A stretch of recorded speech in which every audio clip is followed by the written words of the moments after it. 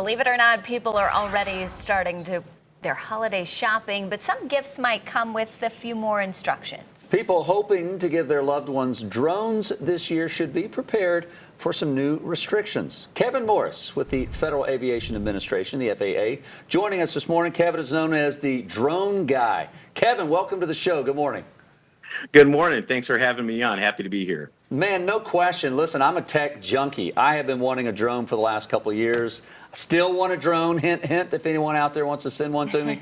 But as the years go by and as more and more people start to stick these up in the sky, there seems to be a whole lot more restrictions that are out there, Kevin.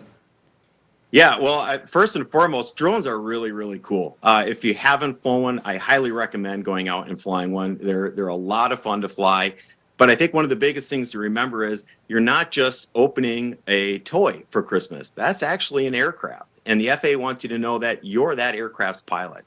So when you go and you fly around, you're sharing our airspace with a lot of other aircraft. So, of course, we have some rules to make sure that everybody stays safe. And one of the most important things you can do right away before you fly your drone is visit our website. We have a required test that all recreational drone flyers must take, called the Recreational UAS Safety Test. Now, before anybody gets nervous, this test is online, it's completely free, and you can't fail it. So what better test could you have than one that's free, online, and you can't fail? But that test is going to give you a lot of the basic safety information that we want all drone pilots to know. The next thing you want to do is make sure you register your drone with the FAA. That costs $5, and that registration is valid for 3 years. So just some of the basic rules we would like people to understand is keep your drone below 400 feet above the ground and make sure you can see your drone at all times. And most importantly, keep your drone away from other aircraft. Well, the technology for these drones has improved, as you know, over the years, and the entry-level cost to get in has also come down. I mean, you can get a pretty great drone for not too much on Amazon. When you're starting the process to get that first drone, where do you even begin? I would begin reaching out to perhaps your local drone community. There's a lot of folks out there that are already flying drones that know all the different types of drones, what are drones that are good for beginner pilots, what drones might be really good if you want to do real estate photography. They're going to have all that experience. You can jump to our website and get a lot of information on the drones and the safety and the rules. But I would say reach out to your local drone community. There's a lot of different organizations around your area that fly drones, and they're going to be the experts on which drone you should buy and which drone would be a great drone for that very first flight. You know, Kevin, I watch TVs and movies now, and I look at some of these flyover shots that used to be hundreds of thousands of dollars to rent a helicopter to get these incredible shots, you know, and now people are using drones. How have you seen our world change, whether it's, you know, pleasure movies and stuff like that, but how have you seen the world change by using a drone? I think this is probably the most exciting part about drones, as you guys are pointing out, their technology increases and their capability increases every single day. It's something that's just fascinating to watch.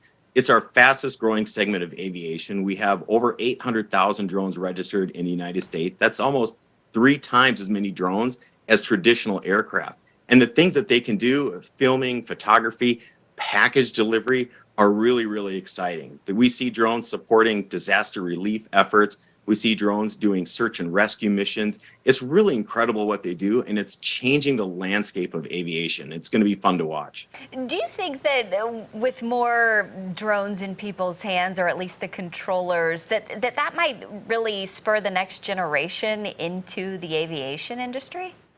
Well, you hit the nail on the head with that one. Yeah, drones are a fantastic avenue for students to get into technology. A lot of STEM or STEAM schools are getting into using drones, and it's really something that you can get into for relatively low cost compared to other aviation avenues, and it's something that is going to be on the forefront, the leading edge of what's happening here over the next 10, 20 years in the United States and around the world.